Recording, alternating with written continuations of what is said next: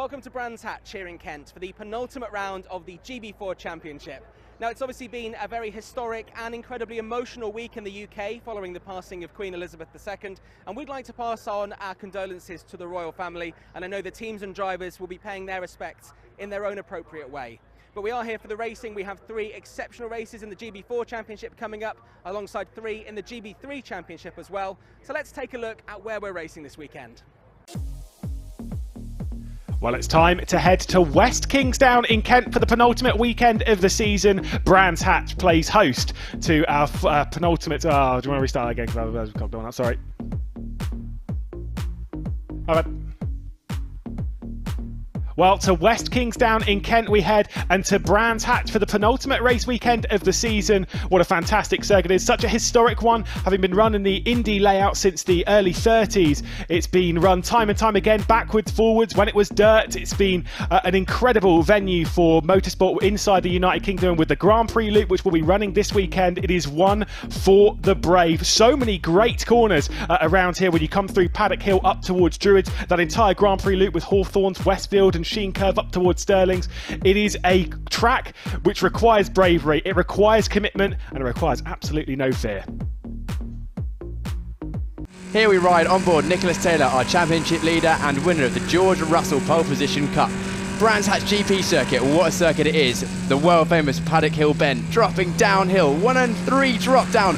Car bottoms out heavily at the bottom. We then move into Druids Corner, braking nice and straight over the crest. Try not to lock a wheel there. Then we go downhill from Druids to Graham Hill. Keep it right quickly to open up the entry. Use all the track on the right hand side.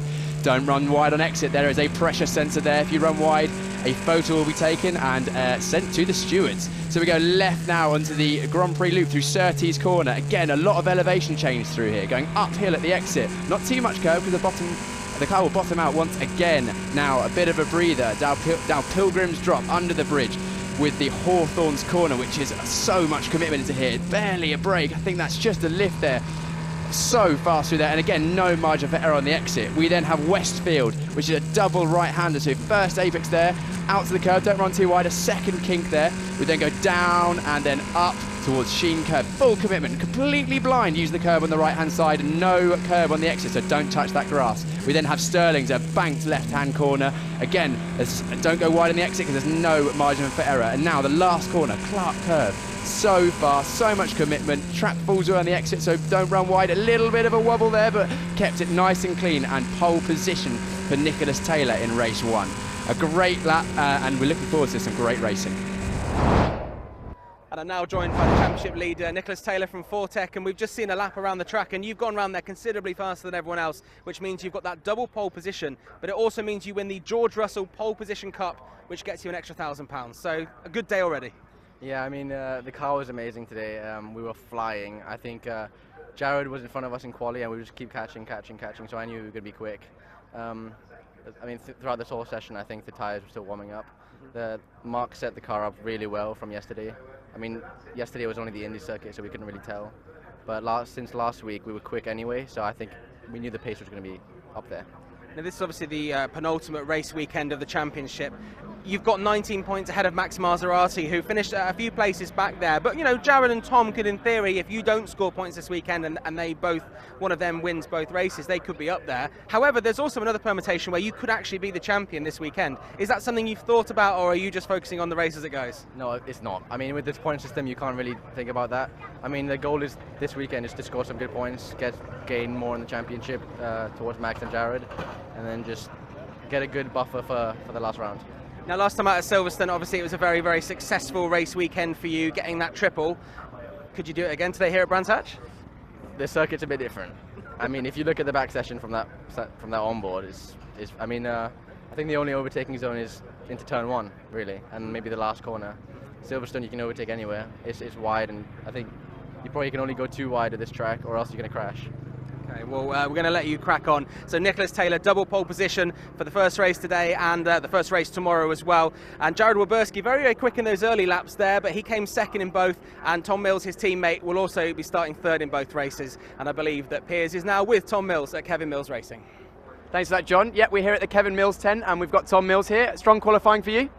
Yeah, it was a good quali. Probably like my second best quali of the year, but I'm surprised I was that far up. I didn't quite hook a lap up. The car felt nice, like the team have done a good job to give me and Jared a good car again this weekend, but you know that feeling where you just a bit like I didn't quite maximise everything, but I think it's good. Third is a good place to start here because it's the flattest good slot, so I think we can move forward in the race. Great, and clearly a strong weekend for the whole team as well. Jared is second. You guys have been working together, I'm sure. Is there anything that you've been like working on specifically with the car? Because obviously this track being so undulating, such a challenge. What have you been working on specifically? Well, at Silverstone I suffered with a bit of entry oversteer generally everywhere, so we've been trying to dial that down. We've gone quite another different way with the setup once again, but we're both on the same setup this weekend, and I think it's working. We've constantly been trying to edge forward all year. Obviously, I think I've said it quite a few times this year, we're all trying to learn the most we can. We don't, obviously new to the championship, the team and both drivers don't know what the car should feel like, so we've been trying to make up our own way. But I think the days we are at the front, it just shows that the work is helping us. But I think we still want to be better. We don't want to be seeing Taylor on pole every time, but we're definitely getting closer, I think. Great, thanks very much. Getting closer every time, so good luck in the races. Cheers, Tom. So we just caught up with your teammate, Tom Mills. You both had a good qualifying session. Why don't you tell us about it? Yeah, quali was really, really good. I think having the test here that we had, a week ago really helped us. It's my first ever test I've done before a race weekend. So I think coming back to the circuit, it just helps, so much. You have that extra knowledge. So I think we learned a lot on the new tyre run. Quickest yesterday in the new tyres. So I think once we hopped onto the GP, we were really quick in the beginning. Lost a little bit in the last phase of quali, but I think overall really good position to start from. That's great. And is this your first race experience of Brands GP this weekend? Yeah, first time racing here. Obviously I did the test last week, but yeah, race one will be the first time, stopped on the grid racing. So yeah, really looking forward to racing here. It's a bit of a different challenge, Brands GP, to some of the other circuits we've visited this year, isn't it? What have you been finding are the most difficult parts to get used to, and why do you think having that extra test session that you've just mentioned is so helpful? I think it's a very technical circuit, which I really enjoy, but it's also the compression that Paddock Hill. I've never driven any circuit that's quite similar to that. So my first session it was a really big eye opener, but now I'm really loving the circuit. I've also heard that this weekend you've got some support with you, even some more support with you this weekend. Do you want to tell us about who's with you supporting this weekend? Yeah, my gran and that are from down from Wales. They come to support again. My mom and that are watching on the live stream. They're back in South Africa. They came to watch at Silverstone. So, even everyone in South Africa that tunes into the live streams and all the messages and that, I can't thank them enough for all the support. It is really great. Great, well thanks very much and good luck from second place in race one, and we'll see how you get on this weekend. So I think for the first time ever in the GB4 Championship, the first three drivers starting in the first race and the second race are exactly the same. Nicholas Taylor could, in theory, win the championship on Sunday, although he'd need the drivers around him, Max Maserati and the two Kevin Mills Racing cars, to not really score any points. So it's looking unlikely. Let's take a look at the championship table, though. Nicholas Taylor leading on 415 points. From Max Maserati, 394 points. Jared Waberski's been very quick here at Brands Hatch so far. He's on 342, with Tom Mills, his teammate, 316, and then Megan Gilks, P5 on 310, with Jack Sherwood on 300 points in 6th in the championship. So that's how it is after Silverstone, and it's been 5 weeks since we've seen racing, so let's just remind ourselves of what happened at Silverstone, as Nicholas Taylor had a pretty good weekend.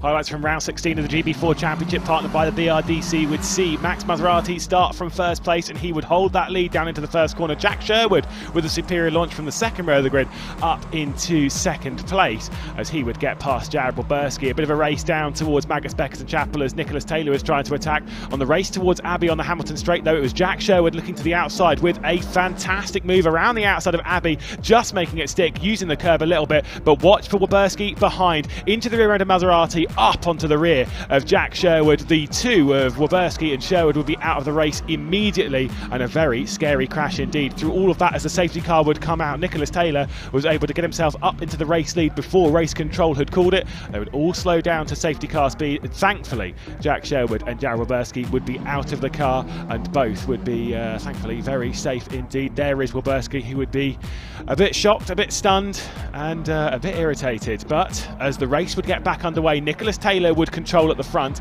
ahead of now Tom Mills and Logan Hanna. Max Maserati had to come into the pit lane for a puncture, same with Megan Gilks as well. Chloe Grant would go for a bit of a spin at the first corner with an issue with Christian Lester, and there is Max Maserati into the pit lane, having that the new tyre fitted, and he would get straight back out onto the racetrack. It would be a solo race for him, but he'd just try and see what the car can do. Megan Gilks, the Gilks missile, was making its way up the order, the fastest car in a straight line all week so far, would get past Christian Lester and up into 6th position, would start eyeing down the podium battle that at the moment was between Logan Hanna and Jessica Edgar. Logan Hanna was able to pull a little bit clear of Jess Edgar, and so that was the opportunity for Megan Gilks to come through. Down into Stowe Corner, the 64 would make a move to the inside that Jessica Edgar would not fight too hard, and up now into 4th position, really closing down on the Graham Brunton racing car. And then on the final lap of the race would get to the outside of Abbey, would send it in, but a little bit too hard from Logan Hanna. Well spotted by Megan Gilks, but a bit of a spin over the infield. Megan Gilks would be up into 3rd position, and Logan Hanna would drop all the way back down to 7th. Jess Edgar would be close enough to maybe try and attack, but Megan Gilks was out clear. This driver, though, for his 6th win in the 66, Nick Taylor across the line to take a very well-deserved victory from 5th on the grid, ahead of Tom Mills. A tight battle across the line would see Megan Gilks taking 3rd position, Jess Edgar over the line in 4th, and then a debut for Marcus Short for the Hill Speed team in that number 88. A fantastic drive to 5th, and a personal best for Christian Lester. Logan Hanna just 7th after that final lap spin. She was very irritated post-race. This driver certainly wasn't. Absolutely pumped, not only taking the race victory, but retaking the all-important championship lead. Nick Taylor on top here at Silverstone once again, and straight into the arms of the team manager. Highlights from round 17 of the GB4 Championship, partnered by the BRDC, would see an all-hill speed front row of the grid as Max Maserati would lead from that pole position. Nick Taylor was instantly on the attack and up into 2nd place by the time they got down to Megas Beckers of Chapel. Marcus Short with a decent start, getting ahead of Jessica Edgar, and as they raced their way down towards Stowe, it was Nicholas Taylor looking to the outside in the number 66. Jack Sherwood would look to the inside, and Max Maserati would try and hold a defensive line. He'd drive it in a little bit too deep and would relinquish the lead as Jack Sherwood would take over 3rd position on the race down towards Vale. Tom Mills was up in the 3rd spot though, as he would make his move on Jack Sherwood.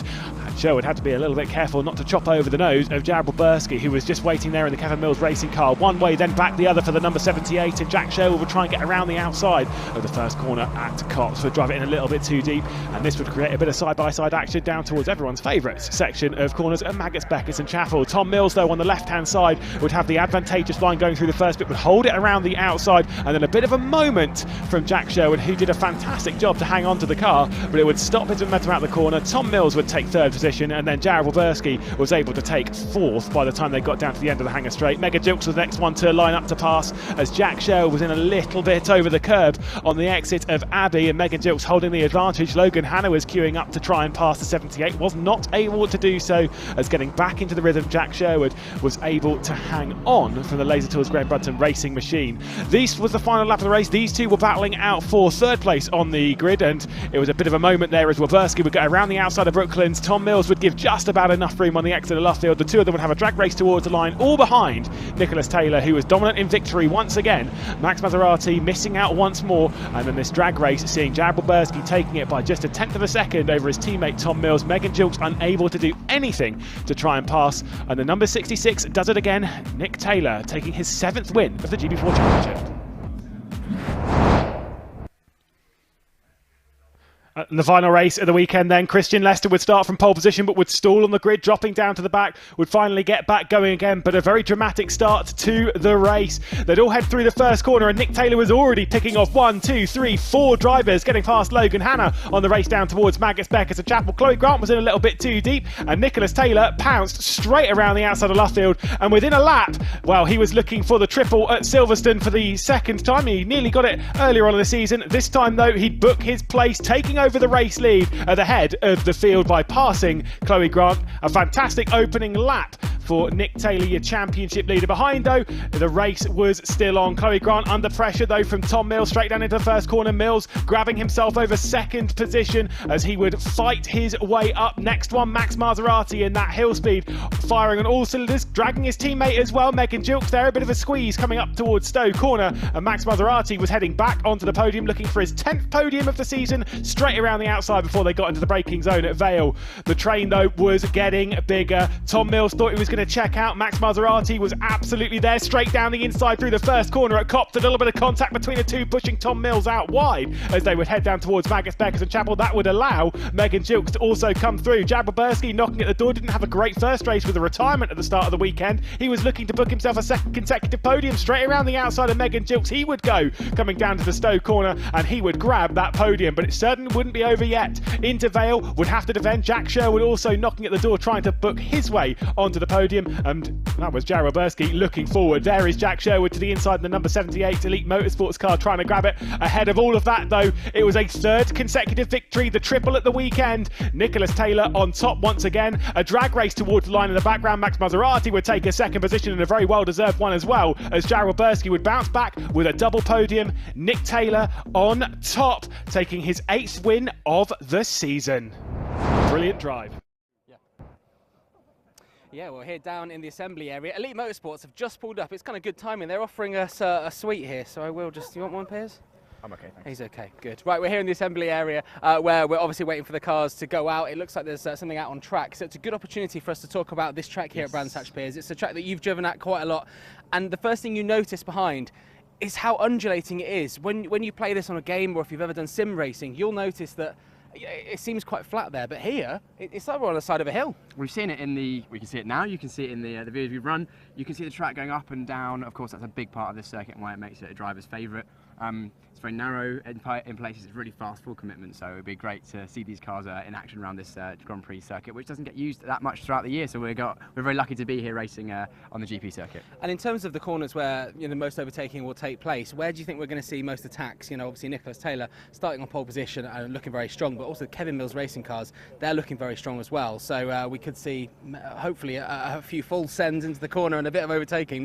Where would you say is most likely here? It's the first lap always, we mention it time and time again, but single-seater racing, your biggest opportunity to make 1, 2, 3, 4 positions maybe in once is in the first lap. So I'll see into Paddock Hill Bend, the first corner, inside and outside there. Then you've got Druids uphill. So funnels down, so once the race gets into a rhythm, it's quite hard to overtake there because you have to brake diagonally anyway. But then you've got the long run down the dip here, Pilgrim's Dip into Hawthorne's Corner, so you can get a bit of a slipstream there. Hawthorne's is barely a break, so you can't really send it in, but if you get a good exit out of Surtees just behind us, you can do that. And then, of course, once the race gets going, you get a bit squirrely on the exit. You can even see the track drops away on the exit of Surtees there. Yeah. That can often cause the car to have oversteer. If you have to lift, then the car behind could have a run on you, and you can be vulnerable into turn 1 once again. So there's a few places, the middle section and sort of the sector 2 of the circuit, so starting at Surtees here and all around the back, apart from that long run down to Pilgrim's Drop, the rest of it is pretty much single file. It's full commitment, quite narrow. The barriers are right there, there's no runoff, no margin for error, so I'm very much looking forward to a race, and it's going to be one that rewards concentration. Something that you mentioned there is that this is the full track here, the GP circuit. Now, the drivers did do testing last week, but earlier in the week they had to do the shorter, smaller circuit here at Brands Hatch. Now, how will that affect, if they've got used to going into that first corner at a certain speed, do they come through at a different speed because of the change in track? Yes, of course. So yesterday and Friday, they only had the use of the Indy circuit, which just goes, instead of up towards the Hawthorne's Corner there, it just cuts through here. There's a fairly short lap. So we're doing that to get their eye in and to make sure the cars are working fine, but it means you arrive at turn 1 much slower. Whereas today they're full speed. A few of the drivers here have raced before on the full GP circuit, and they had tests last week, but not all of them. So we'll see how that fares. I've got to head off to the comms box, so I'll leave you to it. I'll let you go as Lewis McGlade will be joined in a matter of a few seconds by Piers Pryor. It's a very spread out circuit here at Brands Hatch. But you can see the cars going out here, all of the mechanics and all of the support crew walking back to the garages as they get ready to go and watch. Looks like Jessica Edgar might have a slight problem there, the number 17 car, as Chloe Grant heads out ahead of her. And we can see there Megan Gilks there at the back. Megan hasn't had as much time on the track before this race, so struggling a little bit for time, but she'll look to make that up as the weekend goes on. So it looks like all the cars are out there. We could see potentially a new champion this weekend. Nicholas Taylor, if he does well in these first 2 races and we see the people around him fail to score big points, it's quite unlikely, but you never know. I'm going to hand over to our commentary team. Piers Pryor on his way to meet Lewis McGlade. Thank you, John Jackson. We can see them all lining up onto the grid to get ready for their formation lap. And what an interesting weekend it's been. Of course, everything outside of the motorsports world, as well as what we've had in here since, of course, we've had the lunch break here. They've held a 2 minutes silence, of course, for Queen Elizabeth II, who passed away. And we're focused on the racing at hand. We focus on those that have taken to the grid. We focus on what's ahead. Only 6 races left in the championship. Nicholas Taylor starting it from pole position with the first race here. It's going to be a difficult one. It's a slippery circuit out there. We've had a lot of rain in the area. It's been hovering in, hovering out. Yesterday it was mostly dry until the final moments of the day in the 4th test session, where it absolutely bucketed it down. Curiosity as to whether that's going to happen again over the weekend. That is the issue that some of the drivers have been facing. It means the track is very inconsistent in grip. It's sometimes very, very slippery. But anyone who remembers back to Silverstone, well, you'll remember how exciting the 3rd race at GB3 was there, where it was absolutely breathtaking, courtesy of a little bit of a slippery surface. You can see they're all getting out, all trying to warm up their tyres. In the qualifying session, we did catch up with Nicholas Taylor afterwards, and he was saying that sometimes it takes a bit of time to warm the tyres. We'll take a look at the grid, though, and we can see that, of course, Nicholas Taylor is on pole position, taking the George Russell Pole Position Cup for this season. He'll be starting alongside Jared Boberski in 2nd position. Tom Mills for Kevin Mills Racing in 3rd position, just behind his teammate Max Maserati, 2nd in the championship, 10 podiums. He has to move up a position to grab another one today. Jack Sherwood and Logan Hanna will round out 5th and 6th. Jack Sherwood, who had that great streak of results, great streak of podiums earlier on in the season, he'll have to do a bit of work from 5th place. Behind that we'll find Jessica Edgar and Chloe Grant. The final position on the grid will be Megan Gilks, who was very disappointed after that qualifying session. She's been outside of the 103% time, so she won't be starting from the reverse grid pole later on, but focusing on here and now, 9th place is definitely not where she would like to start. She missed out the testing last week, courtesy of picking up some work in a small place you might have heard of. It's called Aston Martin Formula 1. She's done great work there. She says she's absolutely loving life, getting on with work in the motorsport world, even outside of being a driver, but focused on here today. She'll have to do the work from 9th place. It's going to be a very, very long run, a very, very hard race around a circuit which is very difficult to overtake at. So Nicholas Taylor taking yet another pole position, looking for another win. Well, he had the triple last weekend at Silverstone. There's always been the talk of whether he's going to get the triple here this weekend as well. I think we can maybe back off on that one a little bit until he's at least ticked off 2 of the race victories. We got a bit ahead of ourselves at Silverstone. He'll be starting this one from pole position, looking for his 4th consecutive win. However, do not count out the speed that Kevin Mills Racing have this weekend. They've been looking absolutely phenomenal, and you can see Weberski, who'll be starting alongside on that front row. Got Tom Mills directly behind, and don't count out the start master in Max Maserati, who'll be starting from 4th position. There's a big hole because we're awaiting. I think we've got Logan Hanna missing. I think they've come into the pit lane. We're getting ready for the race start with just 7 cars. Nick Taylor starting from pole position. You can see coming into the background there, that is Logan Hanna rolling into a stop. I'm not sure what's going to happen here, but Nicholas Taylor will get ready from pole position, as I think we are hanging on here. There's a bit of a question mark on this race start because you've got Megan Gilks also going into the stop. They are all absolutely on the limit. That is not good for the clutch. We're joined by Piers Pryor. What happened there? I'm not sure exactly. I've only just joined a few seconds ago, so I didn't see everything that happened. Looks like a short delay in the start. We'll see if they go round again, but it looks like they're probably going to go from where they are. You could hear the drivers revving their engines. You know, you can really hear the growl of those, those engines going as they were trying to get the starts away, but not quite this time. We'll see what happens. Yeah, I mean, that's not good for the clutch, is it? Really? Well, I mean, actually, I don't know. That's a question. I suppose if they were slipping the clutch ready to go, then it could be heating them up. But just completely clutched down, it shouldn't have any issue on the cars, I don't believe. I think the race control just figuring out what they want to do here, because I believe they pulled the 5-second ball, but then delayed it. So they're probably going through the protocol, making sure they work to the rules as they are on the MSA regulations. Yeah, I'm not sure what the precedent is for that, but it's a little bit tricky to kind of juggle when you're stepping into that. like I say, that everyone was stationary, and we had a very long wait for Logan Hannah. I'm not sure as to what's happened on that formation. I mean, there's potential that she was warming her tyres and then might have had a bit of a spin. You can see there is 1 minute board being held out, so Nicholas Taylor will get himself ready once again. Yeah, here we go, going through the normal start procedure now. So we're not going to go around again. 30 seconds. These are just guides. It's not 1 minute, and then you don't have to wait 30 seconds every time. But now the drivers are re-going again. Here we go. Nicholas. Oh no, it is a formation lap. Another formation lap. Okay. Whew. Well, we're getting well ahead of ourselves in this commentary booth. Well, I wonder if this will take time off of the race. Of course, normally we expect these to be 18-minute races. I would suspect there will be time removed from that. This might eat into the race start time period. I have the live timing up. We'll see what the live timing says. It's not started yet. No, it says that maybe they were just going to just go around again, and it's one of those things that happens with the drivers not on the grid. Of course, safety is always paramount. We were slightly early, I will say that. They were slightly early leaving, and this is why some race weekends run a little bit earlier. We've had this before through the season, where some race weekends you try and make up a little bit of time preparing for delays. There's a bit of leniency in race schedules, just in case there's a red flag here or whatever, or a race in this sense might need to run a little bit longer to see out its mandated distance. So in that sense, we might not lose out anything. Hopefully, I'm wanting to see a full distance race, 18 minutes, flights to flag. I'd love to see that, because that's where we get to see all of the talent and effort all these drivers have been putting in the teams up until this point. With a 5-week break, it's not just a break, they're working hard.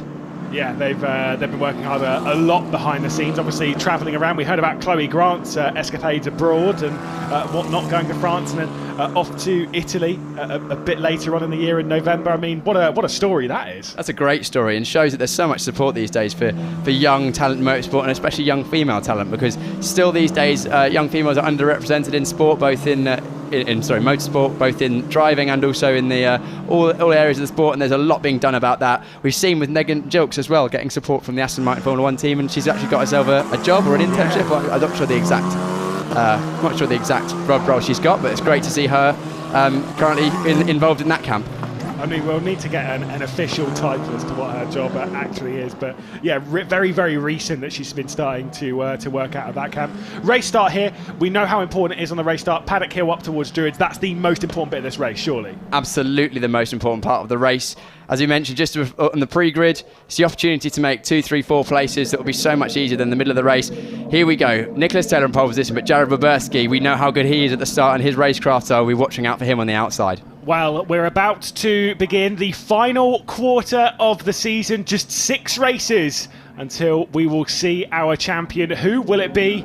Well, we've got a tight title fight between Nicholas Taylor and the driver that starts in 4th position in Max Maserati. We get ready to go underway here in round 19 of the GB4 Championship, partnered by the BRDC. We're underway. Much better start there from Jared Boberski on the outside. It was not a great one from Tom Mills, who's dropping backwards. Look at Jack Sherwood, who's racing his way up. Jared Boberski going to take over the race lead as we head down Paddock Hill for the first time. The riser towards Druids. Max Maserati's taken over 3rd position as they're side by side for the race lead. Nicholas Taylor on the left. Look at Jack Sherwood in the background trying to make up a position from 5th. Nicholas Taylor's going to hang on to the race lead by just driving Jared Boberski out there as they head down towards Graham Hill Bend. A super fight between the top 2. The up and under might work for Boberski. Amazing start from Jared Boberski there, getting a great launch from the left-hand side of the grid. He got the jump straight away. It looked like Nicholas Taylor just bogged down slightly, but managed to hold Boberski on the outside through Paddock Hill and Druids. I mean, super effort there at the race start for Boberski to try something here. You know he's going to be very, very hungry, looking for another win. Max Maserati still looking for his first win of the season, but look at this Jack Sherwood in the background, trying to get around the outside before they come up to Hawthorns. He's trying to look around the outside of Tom Mills in that number 21 Kevin Mills racing car.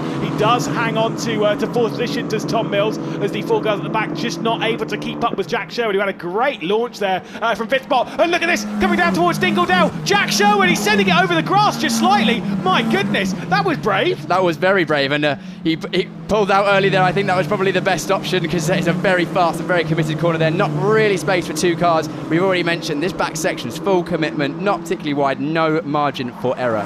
Well, into the Clark curve. One attacks, then they get attacked, then they attack again. It's absolute madness in this trio. Max Maserati's under a lot of pressure here. We know that on colder tracks he does struggle to fire up his tyres a little bit, and Tom Mills is trying to pounce straight away. He looks to the inside coming down to Paddock Hill. He sends it in. Jack Sherwood with a very wide run might get the up and under on potential potentially both of them here. He certainly picks off Max Maserati. The defensive line taken by Tom Mills straight to the outside going into Druids. Jack Sherwood in that number 78 black and yellow machine trying to make it sticky, gets squeezed out a little bit there by Tom Mills, and Max Maserati loses 2 positions in one corner. You saw Maserati having to get forced to the outside at Paddock Hill, and you could see the car squirreling around as he got on the marbles. You get wide of that racing line, all of the marbles from the GV3 practice, the qualifying sessions earlier on. We've had the British GTs out there. They're dropping bits of rubber on the outside of the circuit. They get swept off the racing line, and that means that you get much less grip on the outside of the corner. And Paddock Hill's a tricky corner at the off best camber. Times. Like I say, off camber. It's still, I mean, this is not going to affect them now, but there's still a little bit of that dampness in the air. It won't be affecting the race circuit at the moment, but it's one thing that certainly could do. It was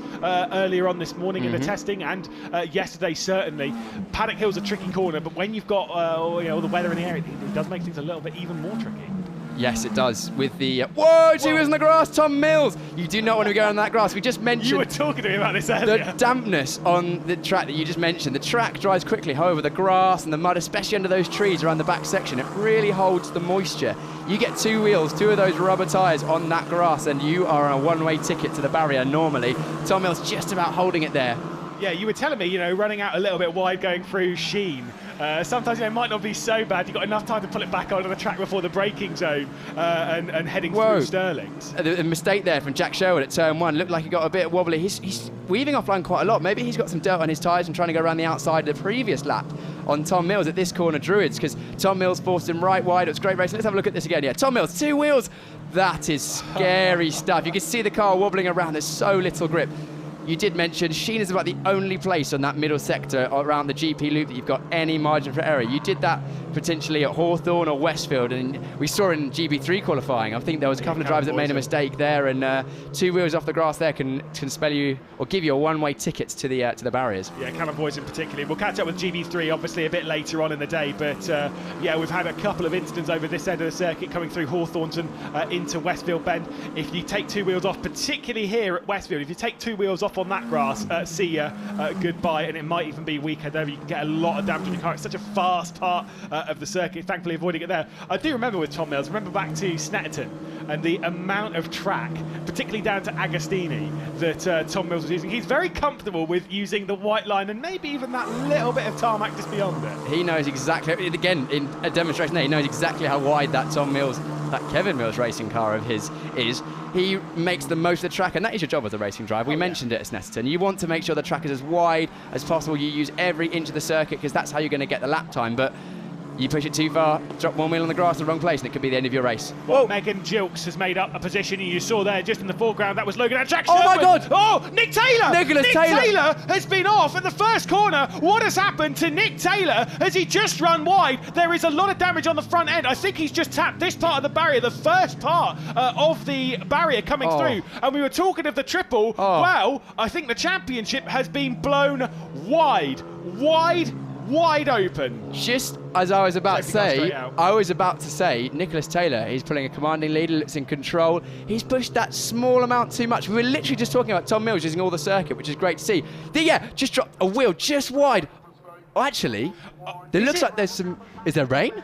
Or is there some oil? Because it's looked like everyone was sliding. Yeah, is that rain? I don't know. I mean, we can have a little look out of our. You open the window, but it looked like there's some. It is raining. It is. That was it. So the rain has cut. As you mentioned before the race to me off air, the rain is coming from I don't know which direction that is. West. Basically, it's going to meet Paddock Hill first, and Nicholas Taylor being out in the lead, he is going to be the driver that meets that wet tarmac first, and he just didn't know it was coming. It was completely dry on our comms box window. It's only spitting, but that's all you need. The margins being so fine. It certainly is. The safety car obviously is out. That has been sent out from the track. Drama. Like we say, it is damp out there. The rain's coming down, not super heavily. I did wonder looking at the start finish, but I kept looking out the window thinking, no, it's not raining. It just got darker. There was a little bit being kicked up. There is certainly a bit of dampness in the air. It's caused a bit of a slippery action on the race circuit, and Nick Taylor is the one that's paying. I think you are right. Is the west where the weather is coming from. It doesn't look like it's going to last long. Good to see.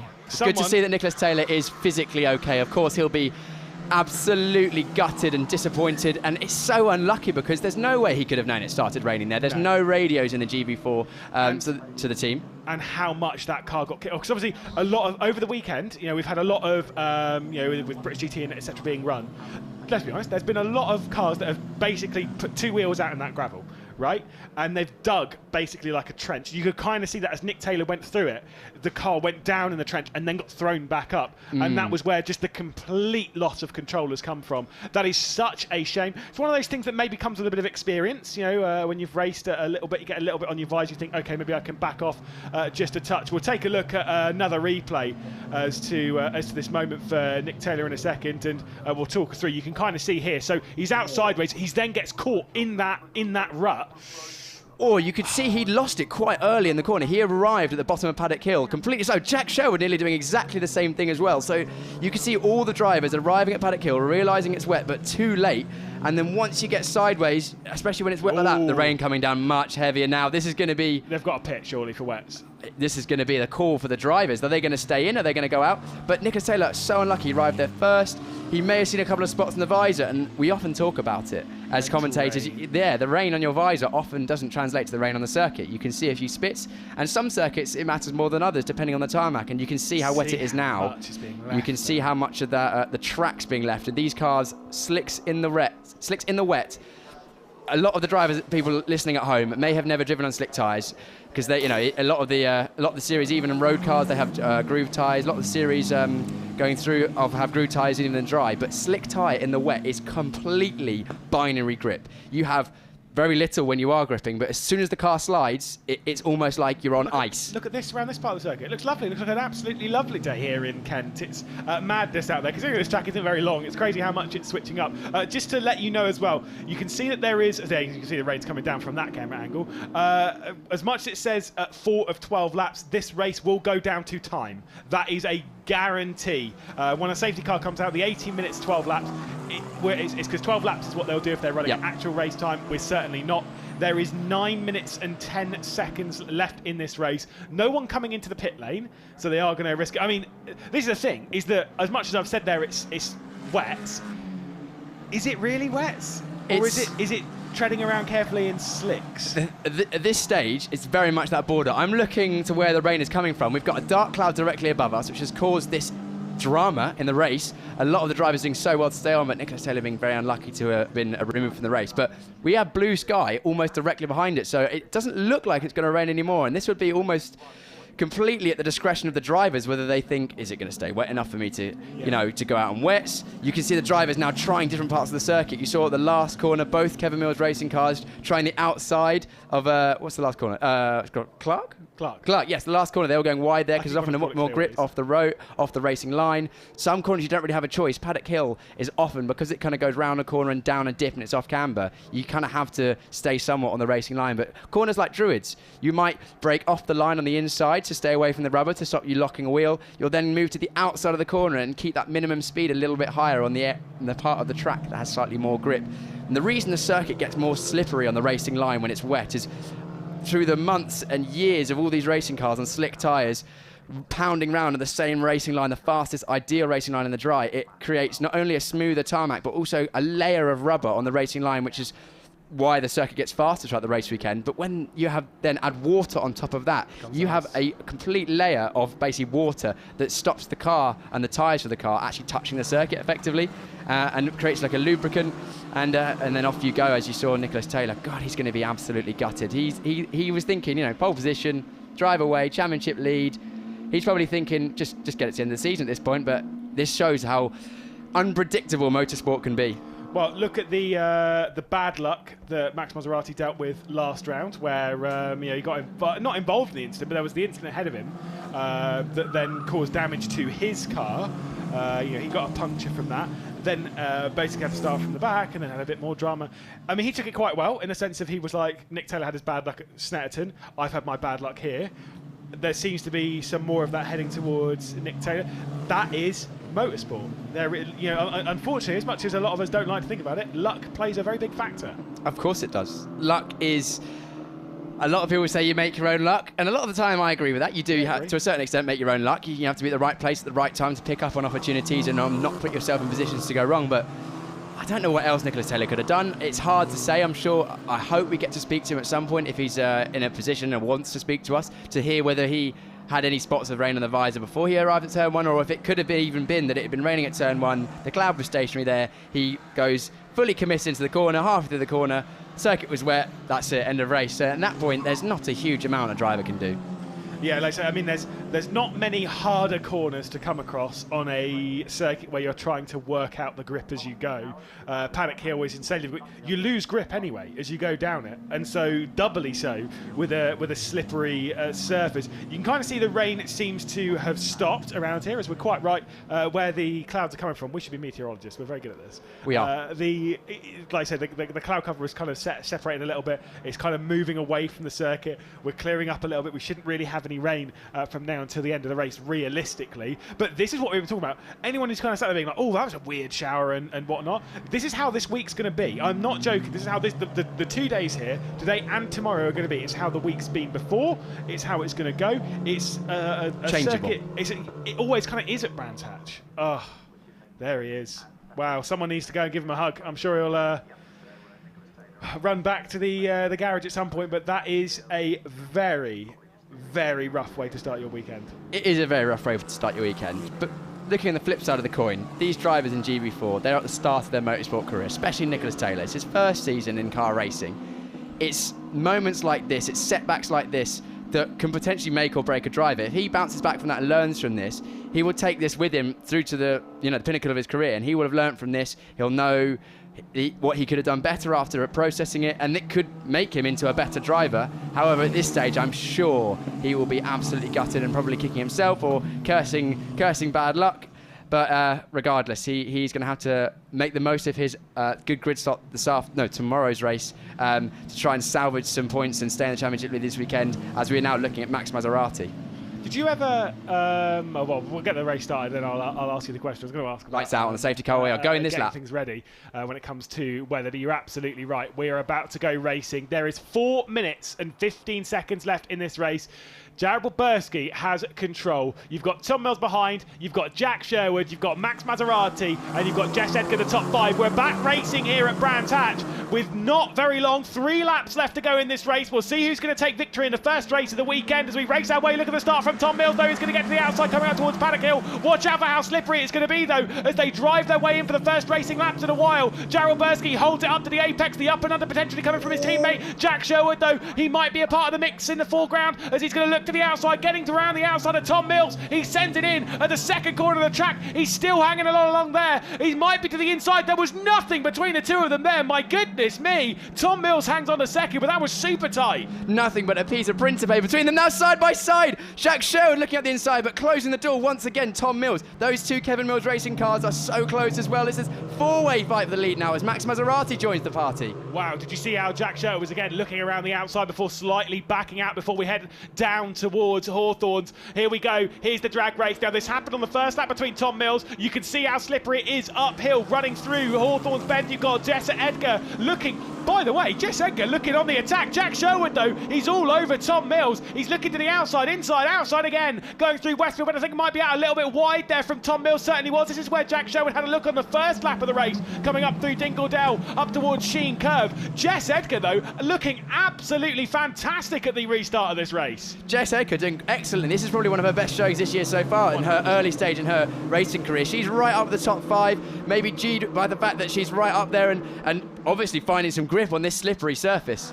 Look at the outside, Jack Sherwood sends it in into the final corner, coming down onto the start-finish straight, looking to complete another lap, looking to take another position, looking potentially for a first victory for him this season. He gets to the outside of Tom Mills, going to send it in through Paddock Hill. It's going to be a brave move around the outside. We know how slippery it is there. Absolutely sends it in. He's going to hook it up. He's going to gain the position as well. And the number 78, bam, he's done it. He's up in a second position and might well take over the race lead. Wilburski in way too deep into Druids. Hooks up the corner, though. Very, very slippery on the entrance, and Jack Sherwood is charging at the moment. How many times this year have we seen Jack Sherwood go round the outside to make a position? He's going again round the outside of Graham Hill. I've never seen that move done before. What a move. Absolutely incredible by Jack Sherwood, and Jared Wilburski fights his way back to the inside. Whoa. I've got to say, Jack Sherwood is out way too deep, though. He's going to lose a position straight away. He's put on so many good moves in 2022, but that one might be too far as we race our way down. Jack Sherwood has lost the race lead. Wilburski takes it over once again, and it's going to be a 4-way fight because Tom Mills going to go straight around the outside, going through Hawthorns, and he's also got his teammate Waberski as well. Oh my goodness, outside seems to be the way forward in this race, because Tom Mills is still going on the outside.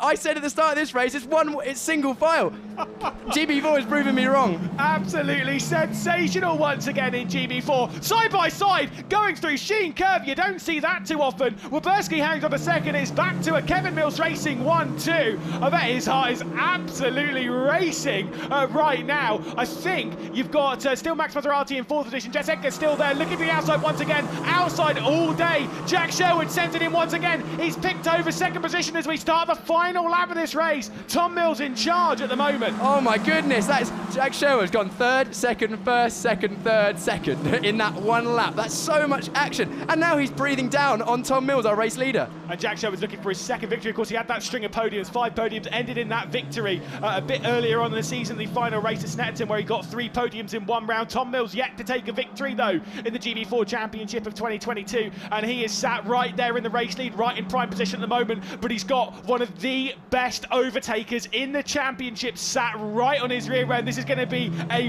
very long final lap of the race. This is going to go to the wire. I can see it happening now. We've seen inside, we've seen outside, more than inside actually, which shows that grip is a bit extra on the outside. Look at that, Tom Mills trying to break the slipstream. Still a bit damp. You can see there's damp patch on the circuit. They're going to be tentative through here. It's who dares the most and who sort of is bravest at this stage. Looks like everything's settling down a little bit, but we never know. You've still got quite a few corners to go. Downshift coming down into Westfield Bend before we drop down the hill at Dingledale, back up towards the Sheen Curve. A couple more corners to be ticked off here. Tom Mills looking very much in control at the moment, but still one more corner and you know Jack Sherwood is not going to give up until the checkered flag. Coming out of the penultimate corner, the race down the hill under the bridge as we rejoin the standard circuit, the Indy circuit here at Brands Hatch. The final corner, Kevin Mills Racing heading back up to the top, but it's not Waberski this time. It's all about Tom Mills, who comes out of the final corner to win round 19 of the GB4 Championship, partnered by the BRDC, but Sherwood raced it in there as hard as he could. Waberski and Maserati battle out over the podium. It's not a podium for Maserati, which that might help Nick Taylor in the championship fight, but what a dramatic first race here. We had a bit of everything in that. Oh my goodness, what a first race of the weekend, and it was incredible racing start to finish. Tom Mills, first race win of the year. He'll be absolutely over the moon with that. He's been waiting for that. He's been there or thereabouts all year, and he's going to be absolutely buzzing, especially considering the variables, the change in weather, the change in positions. He was up, he was down in that race, and finally bringing it home for a win as they now make their way into the assembly area. Tom Mills will be going to the podium to celebrate his first win of the season. Wow, what a race, Lewis. And when you have a victory like that, I mean, it changes things for you, and like you say, just a sensational drive. We'll take a look as Tom Mills on the top step, Jack Sherwood alongside in 2nd position with Waberski in 3rd, Maserati in 4th, then Jess Edgar, Megan Gilks, Chloe Grant, Logan Hanna, and unfortunately Nicholas Taylor. After just 7 laps in the race, or 2 laps in the race, he retires from it, missing out on the next 7, scoring no points in this one. And Max Maserati is championship rival with a 4th place finish, scoring some very, very important points. And more so than the points for these gentlemen. They're looking to battle their way into the top lot in the championship. I don't think they'll be taking over the championship lead, mind, but they might be fighting that driver in the background for 3rd in the title race. You can see Tom Mills jumping out. He is quite a tall lad, got to say. That does affect things when it comes to the weight distribution within the car, but that race showing none of it. Reacting to the conditions very well, and Tom Mills comes out on top. I mean, as much as we say that Jack Sherwood is arguably the best overtaker on the grid, I mean, just some of the moves that he's put on this season have been absolutely incredible. But Tom Mills has done his fair share this season. There you go, straight over to his teammate, give a bit of a handshake. Waberski on the podium yet again. He's had quite a few this season, has Waberski. And just adding to the list, Waberski, who's the driver who's presently in that 3rd position in the championship, adding, I believe, a 10th podium to his name, which means there are 3 drivers in the GB4 Championship that have 10 podiums, because of course Nicholas Taylor has 10, Max Maserati has 10, although none of those being a victory, and Jared Waberski now has 10 also. Tom Mills adding his name to the list with a fair share of podiums, but now a race victory. and what has been a very difficult weekend for quite a lot. All the tributes being paid out from a lot of the teams, a lot of the drivers, and now a victory going the way of Tom Mills on this critical weekend in the championship, the penultimate race weekend, as we race our way down towards the checker flag. Let's head over to John Jackson. Yeah, here we are. We are in the Parc Fermé after what was a race that had quite a lot of laps there taken up by the safety car, but in the end we saw some fantastic racing there from 3 guys in particular. Tom, congratulations, race winner. That was a weird race because a lot of the laps were taken up with that safety car, but at the end there, you 3 absolutely going at it, and you were the one who came out on top. Yeah, that was some of the best racing we've had all year, really. At the beginning, I didn't have a very good start, but then it all started kicking off and the rain started spitting, and I was a little bit on the safer side, but it's a good job because you saw Nick showed how slippery it was into paddock, and then as soon as we were under the safety car, it then bucketed it down and we lost all tyre temp whatsoever. So the first 2 laps after the safety car was really slippery. And it seemed like Jack had a lot more grip than you guys. I think he was just maximising it better, really. And after I saw when he got by me, after I saw what he was doing, I then started doing some of that. And he just got caught up behind Jared out the back into Hawthorns, and I managed to get around all of them. And then from then on, I was then the first at every corner to understand what the grip level is. But thankfully I was able to just hold on to the end. Absolutely incredible drive, and we saw you there embracing with your dad. He must be very pleased for you, and obviously Jared as well. Yeah, he's super happy. The whole team have worked really hard, and I'm just happy that I can hold up my end of the bargain by taking a win. Jared's been carrying, he's had 2, so I'm very thankful that I've been able to get my first win. And obviously it's a bit of a family affair at Kevin Mills Racing because your sister's also one of the mechanics there as well, so it must be important and very, I don't know what the word is, but reassuring to have members of your family here all the time. Yeah, it's great to be able to have your family there, but when you're actually working, it just feels like you're working with any team. Like when I'm working with my dad, it doesn't feel like I'm working with my dad, I'm just working with the engineers and stuff like that. So, but it is nice then when you go away from the track to have your family here of an evening, so yeah, that's nice. Incredible stuff, Tom. Well, congratulations. We'll let you go and get ready for the podium. We'll find Jack Sherwood. We'll come over here. Piers is with Jack Sherwood. Hey, Piers. Jack, some incredible racing there. We were just talking to Tom there and saying that in those couple of laps after the safety car, you seem to have more grip than these guys. I mean, was that just the case of you just managing it better, or what do you think? I tried to work hard when the safety car came out, and because obviously you see the rain on the visor, I tried to work hard with tyre warm-up. But no, the cars, I think it's mainly the car has been mega. We made a few setup changes coming into today, and I think it just helped, everything helped it get fired up. And then a couple of the wet lines I was using a bit more, and yeah, it was an interesting restart. I didn't expect it to get restarted. I thought it was going to get red flagged, but after that restart, you did take the lead, and then you had a little bit of a moment. I can't remember which corner it was at, but you had a bit of a moment there, and maybe lost those places. That must be quite disappointing. Yeah, 100%. I had made the move, and I was looking forward, and then I just missed a downshift, and it just pushed me wide, and I could see in my mirrors them gaining, and yeah, it was a mistake on my half, and yeah, it's disappointing, but it's nice to be able to repay the team a little bit. But no, yeah, as you said, it's quite a disappointing one. But we'll go again for race 2 and see how. You could do one place better next time. I'll let you get ready for the podium while I find Jared Wilburski. Here's Jared. I mean, I've said this to the 2 guys before you, but some incredible racing there where you all had the lead at one point, and I mean, you looked pretty quick there, and you weren't afraid to challenge your teammate. Yeah, no, it was a good race. I mean, when I saw the rain coming down, before the safety car, I think Nick was in the worst position because he was obviously the first to, go over the wet, and that's when he made the mistake. So, but then the roles reversed when I was in the lead after the safety car. So, I think, I had it a bit tough. I was pretty much showing them where the grip was. But I think overall the race was really good. I mean, we finished. Obviously, Nick had the DNF. We finished ahead of Max. So I think for the championship, it's overall really, really good. But yeah, no, it was a really, really good race. Excellent. We'll let you go to the podium, Jared. Congratulations. Best of luck with the next 2 races. As Jared mentioned there, it does kind of throw everything wide open with Nicholas Taylor not finishing the race. It means that Max Maserati's up there with him. We'll try and grab a word with Max a little bit later on. But for now, the podium is about to begin here at Brands Hatch, so I'll hand back to Lewis McGlade. Certainly will. Cheers, John, and great interviews again to hear our drivers post-race, and a fantastic first victory for Tom Mills. To be fair, it's amazing. I'm kind of looking at his results. He's not had as many podiums as you would expect, just 6 over the season. Started out with podiums in the first and the second race after qualifying 4th and 5th, if memory serves. Got a 3rd and a 2nd place. Then had a podium at Alton Park, and we were thinking, right, this Tom Mills guy, he's going to be fighting for the championship. Then finished towards the back end of the top 10 for a lot of races before refinding his form, it must be said, Snetterton, Silverstone, and then here at Brands Hatch, and to take a victory like that on what has become a beautiful sunny day here at Brands Hatch in West Kingsdown in Kent. I mean, like I say, it's got to have you a bit buoyed for the final parts of the season. And Tom Mills finds himself just 14 points, 1-4 behind his teammate Jared Wyberski for second in the championship. Of course, it does mean things to the team championship and the bigger prospect of that. I think it's still Hillspeed that will be leading on the team side of things. Again, we can update you on that tomorrow morning, and of course all over social media on gd-4.net as well. All the news articles and stuff that are posted out that way.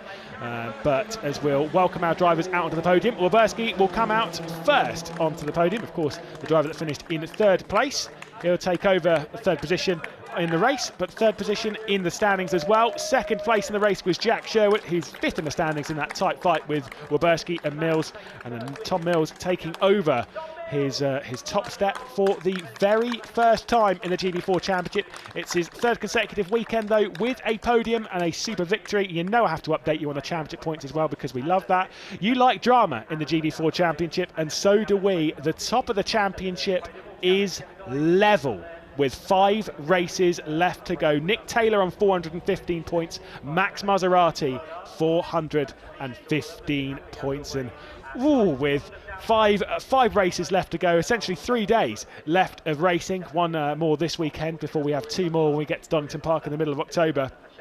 It is going to be a thrilling race into the end of the season. Let's go back to John. Here we go, me and Piers Pryor down here just watching the podium taking place. We're going to try and grab a couple of people. I wonder if Kevin Mills will chat to us. Let's go and ask. Kevin, would you mind having a quick word on our live stream? It's a great race for you with P1 and P3, but obviously with your son winning. Yeah, I think it's been a long time coming for Tom, really. You know, he's had a bit of an up and down year. But in them slippy conditions, I guess his Formula Ford experience, you know, helped him. He can usually drive a car quite well when it's a bit out of shape, which is sometimes a detriment to him on slicks. But yeah, it was outstanding, wasn't it? The first 3, they all drove really well. So slippy out the back around Hawthorns, you know. And to be fair to Jack showed them the grip was on the outside. Jared, obviously being in the lead, didn't have that to watch, and Tom watched it, and then the following lap did the same thing really, and went around the outside of both of them. So yeah, in a right place, right time, really. Before the safety car, we saw you know your 2 teammates challenging each other very, very closely. Was a little bit of concern on your part, or have you told them just to race and you know, do their best? Yeah, there's always concern, and you know they're 3rd and 4th in the championship, and really, you know, both trying to drive for themselves. Obviously, we're trying to win the team's championship, which is still quite tight. But you know, they're young lads, really. You just got to let them race, haven't you? You know, we don't say you can't. You know, just as long as they're fair to each other, that's all you can do. And this result's been a long time coming for Tom. We obviously saw him leading before at Silverstone. I think he led for maybe 1 lap. I mean, we were looking earlier at the amount of laps led. I mean, where can he go from here? I mean, this is going to give him a huge confidence boost, I imagine. Yeah, I hope so.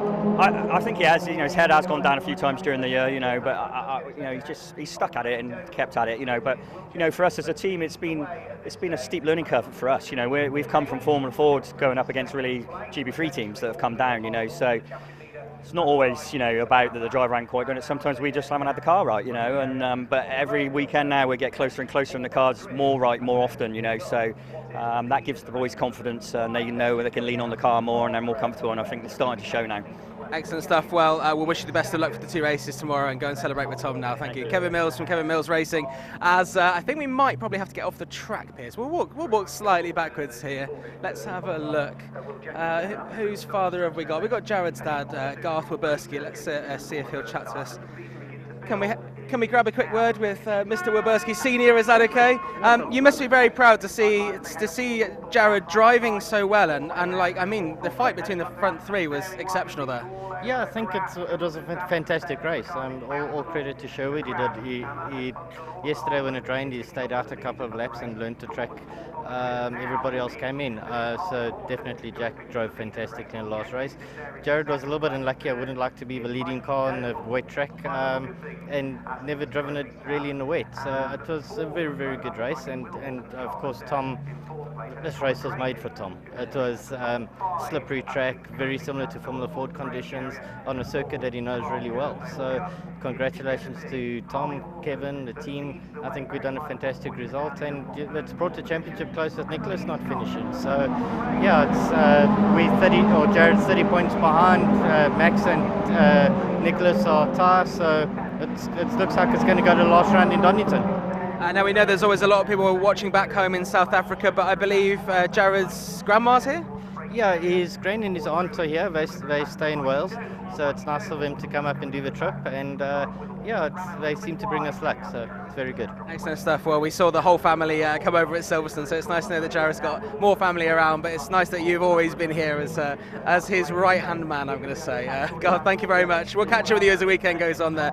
Garth Werberski there, Jared Werberski's dad, who literally is always here. The first time we met Jared Werberski, when they, if you remember, had a very quick turnaround in terms of finding out they were doing the championship, flying over from South Africa, living in a travel lodge for a while, doing their washing at a laundrette, and probably, you know what, like, I'm kind of jealous. That is an adventure, isn't it, with your dad, to come and do that across the other side of the world? Oh, it's mega. It shows the commitment they've got as well. Just literally flying out to another country, you know, doing a deal over the phone, rocking up. He's doing so well to him, but a lot of the times we come to the circuit, it's the first time he's raced there. Yeah. Showing no lack of experience, is he? No, not at all. We're just going to talk very, very quickly before we end, because obviously GB3 is coming up very, very soon. In terms of Nick Taylor there, very, very unlucky for him, and it was the case that he was the first person to hit that wet patch, I guess, and go off, and it now means that with Max Maserati finishing fourth, we believe he's now the co-championship leader, which throws it right wide open. I know you said that in the commentary, but just, I mean, Nick must be, I mean, we're not going to grab a word with him, because we know that when Nick doesn't finish the race, he is not someone you want to approach. He's, you know, what keeps himself to himself. So disappointing for him. He'll be absolutely gutted with that. It's one of those things, he arrived at the corner, it was wet, she just caught the wrong line. I spoke to Jack Sherwood just briefly just then, and he said he had exactly the same thing. He did, the only thing that saved him from going in the wall was the fact that he hit the bottom bunk just at the right time and straightened the car up, and potentially Nicholas Taylor having a bit more speed, having being the fastest car on the circuit this weekend so far, just went that much wider, that much more in the gravel, and once you're in that gravel, it's so deep out there with these cars being so close to the ground. He was just he was a passenger into the barrier, and so gutting. But for us, it's great because we've now got a tie of the championship lead once again. Some exceptional racing there. I mean, we talked about that with the drivers there just at the end there, but in terms of us watching that and just being like, wow, we thought when the safety car came out, and obviously it comes out for a reason, safety, we thought, okay, the race might finish under the safety car, or it might even get red flagged, and then we were treated to, like, what was it, 4 or 5 laps of just incredible racing. I remember the one lap, I think, was it Jack Sherwood. There was a four-way fight for the lead. It was, I think it was Werberski, Mills, Sherwood, Maserati, and I think every corner there was 2 or 3 people changing. I think Sherwood went from third to second to first, to second to first, to second to third, all in the space of a lap. Maserati just sitting there biding his time. Just spoke to Max's dad actually briefly. He said Max was right in the championship front, finishing 4th every race. So it shows how, again, we've said it many times, consistency is so important. But it's so unpredictable. This championship proves once and again, even regardless of the fact that it might not be the biggest grid in the world, but the racing at the front is so tight. It's a really great championship to watch, and I look forward to every single race. Well, there's 2 more races to come this weekend in the GB4 Championship, but next up it's the first race of the weekend here at Brands Hatch, in the GB3 Championship. We'll be live around about, I think that race was slightly delayed, I was going to say around about 4:30, so in about an hour's time for the first race here at Brands Hatch in the GB3 Championship.